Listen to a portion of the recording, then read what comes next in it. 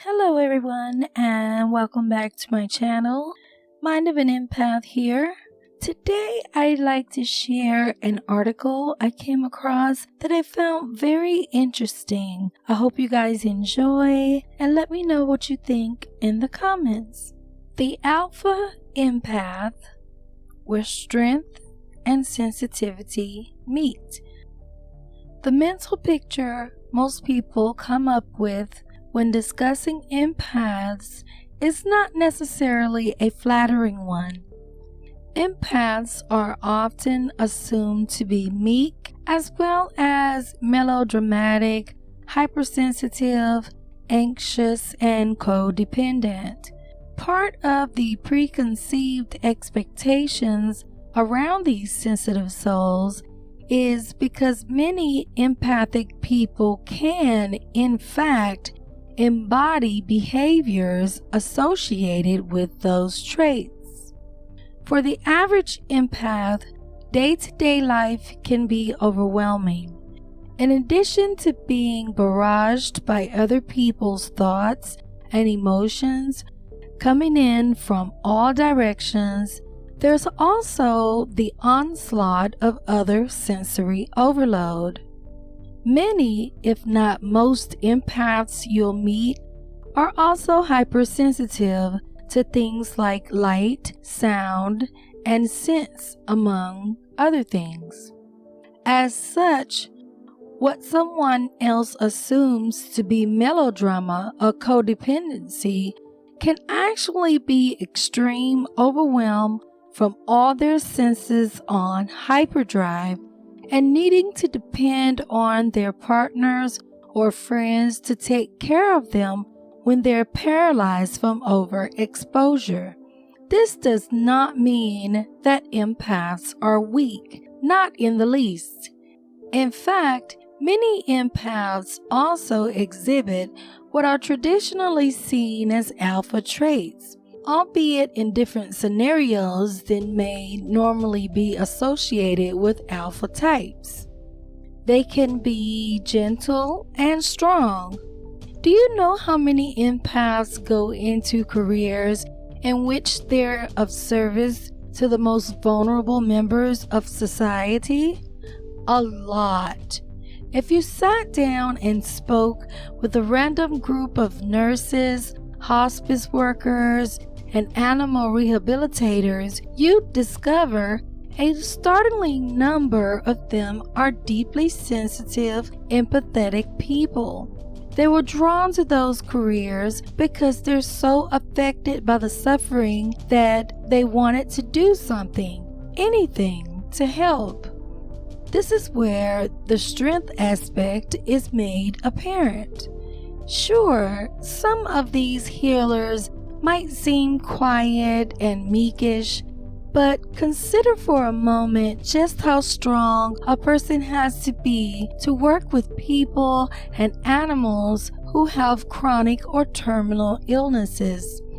Not only do they need to have enough spiritual strength to be able to show up day after day and help others who may be suffering deeply with both emotional and physical pain, but they also need to be self-confident and assertive.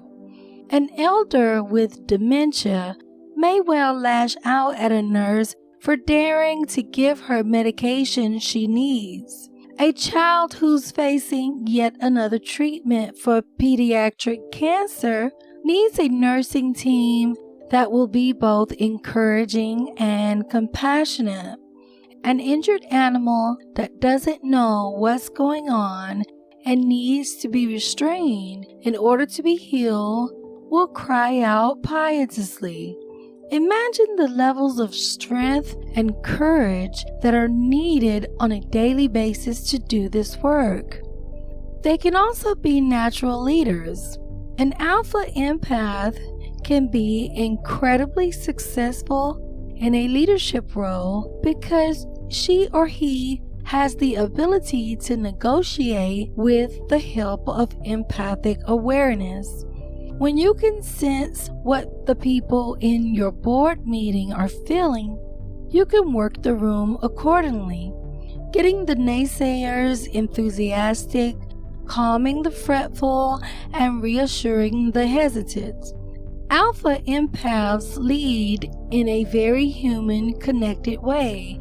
They are authentic, lean towards cooperative, collaborative efforts, and ensure that those they work with feel validated and appreciated.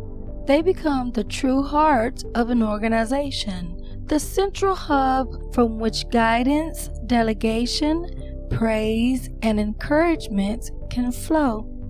They make excellent connections with collaborators and investors and can also tell when the team needs a pizza and a beer night.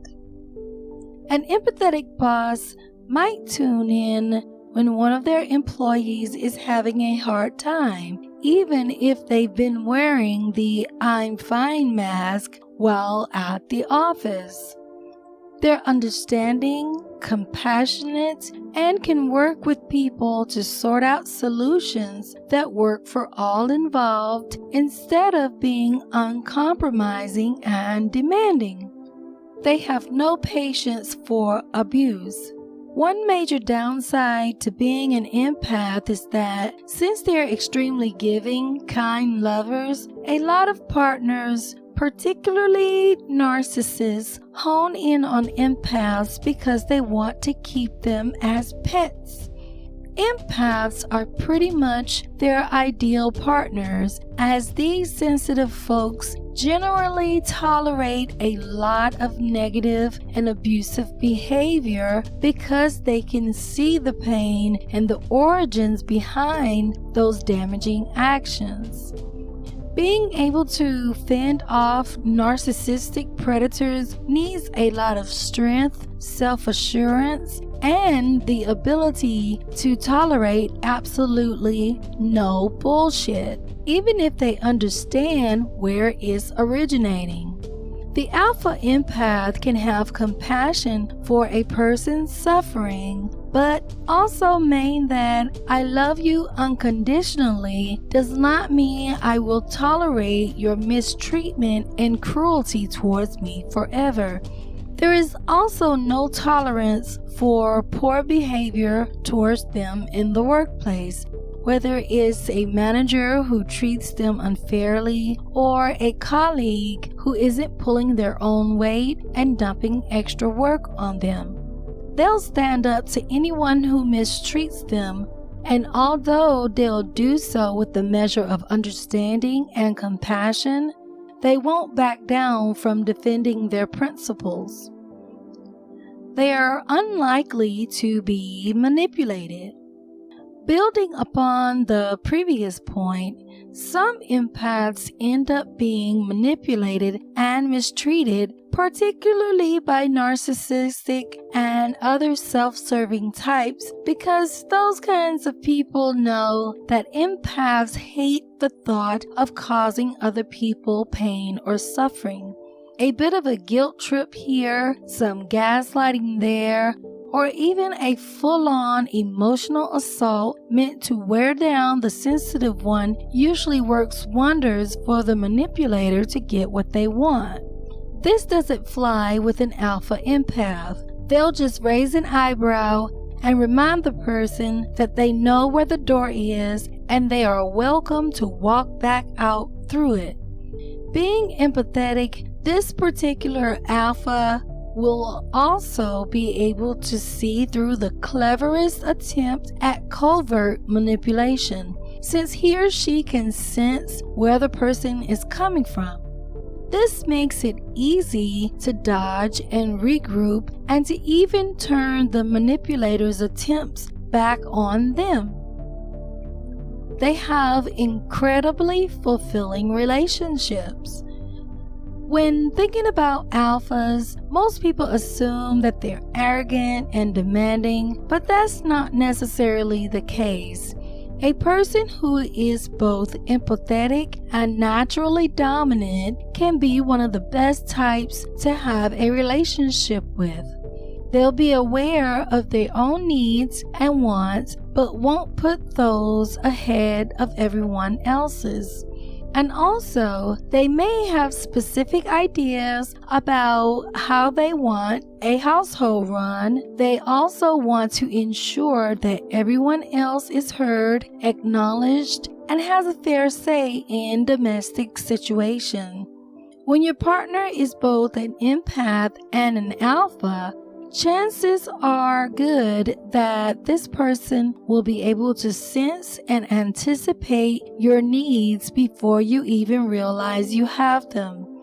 They'll take the initiative to get you what you need and will make sure their own needs are met as well.